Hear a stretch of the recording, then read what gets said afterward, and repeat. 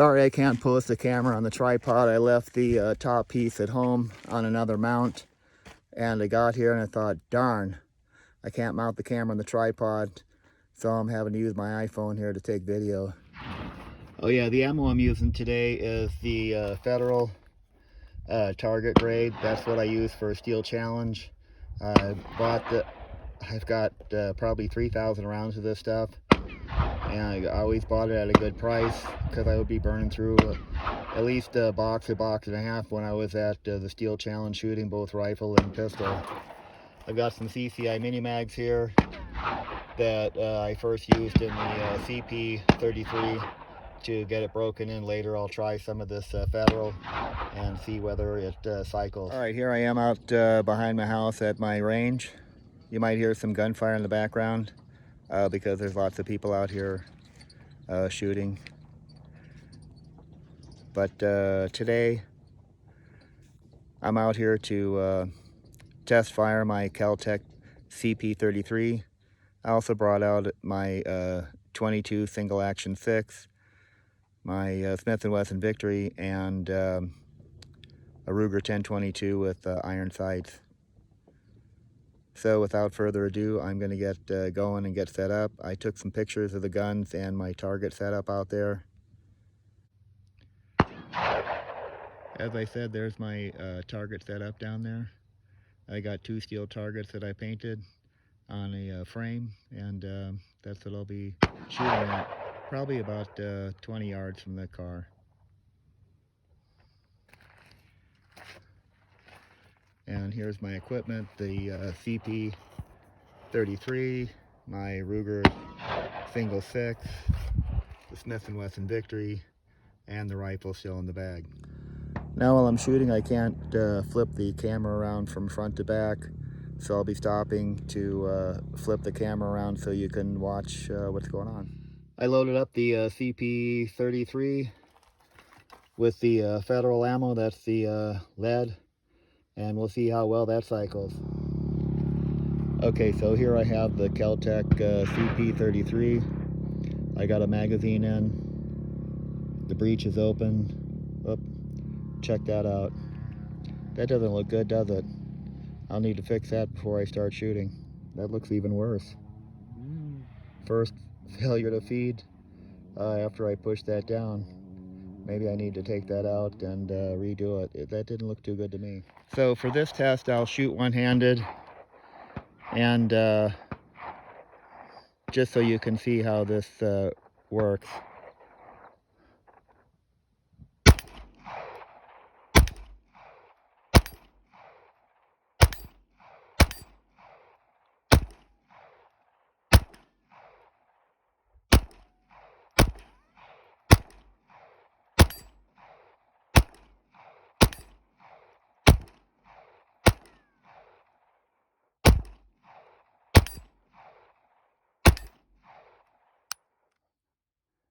Oh. Was that a failure to feed or a dud? I got to turn off the camera to check it out. Well, it was a dud. Maybe I'll put it in the pistol and shoot that.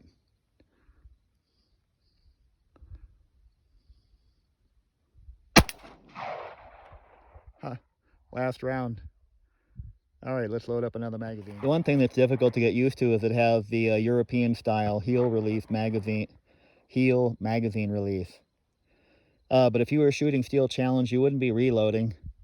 Anyway, you'd be firing, 5 strings.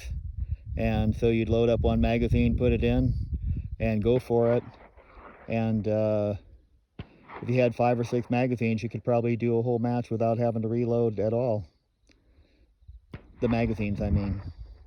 So let's fire off. I got another 20 rounds here of the Federal target match ammo, and it seemed like it cycled pretty well, even though it recommends high velocity ammo like CCI mini mags, which are 1235 foot-pounds. The Federal target match is 1200, and my Ruger 1022 just loves that stuff, which I'm happy about.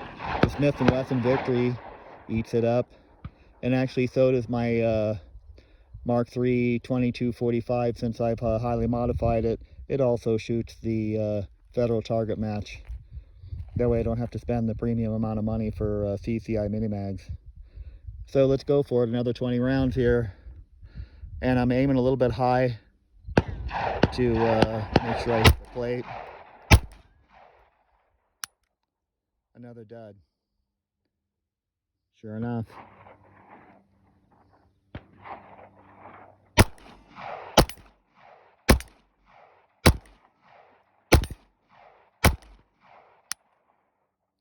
And another.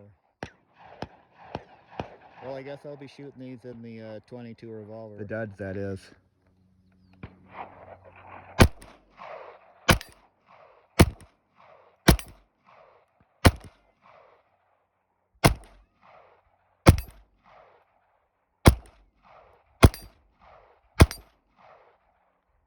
That's it, we're empty. Time to load them up again. I don't know if you can see, these sights definitely need to be adjusted because I hit the steel on the left once, and on the right side looks like 1, 2, 3, 4 times out of 20 rounds. The rest of them seem to be hitting the dirt. Looks like it's a little off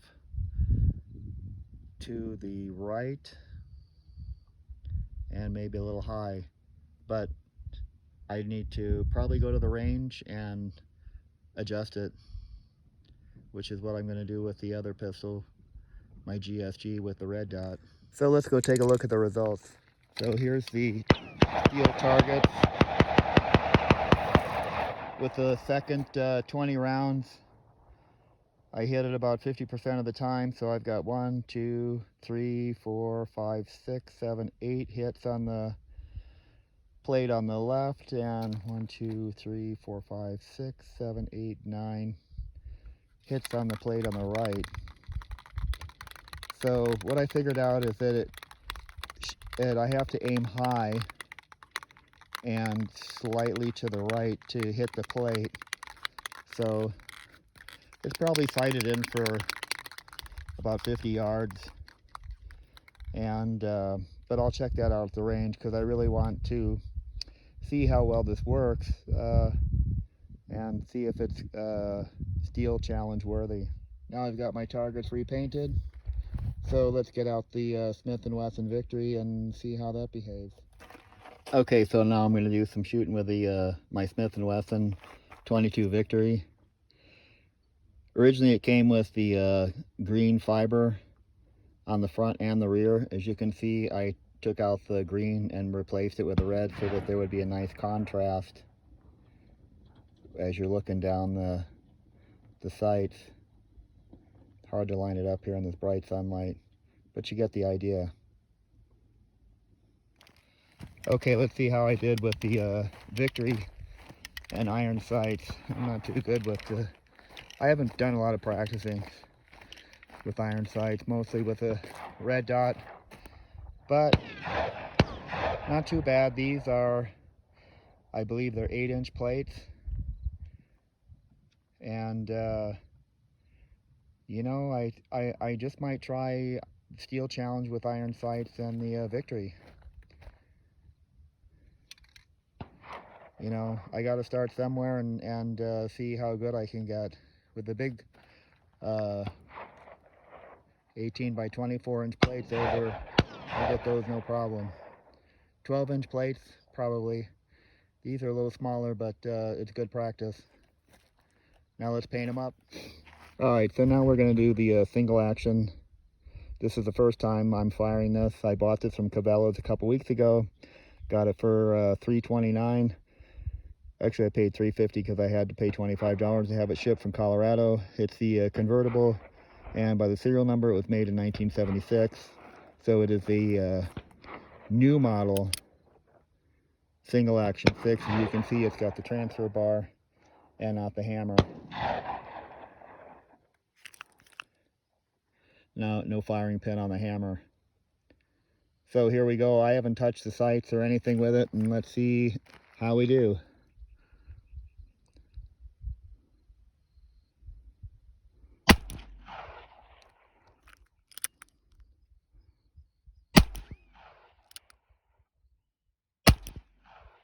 no idea where it's hitting.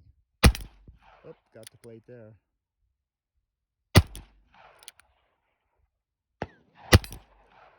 Got it again. I think that's it. Yep,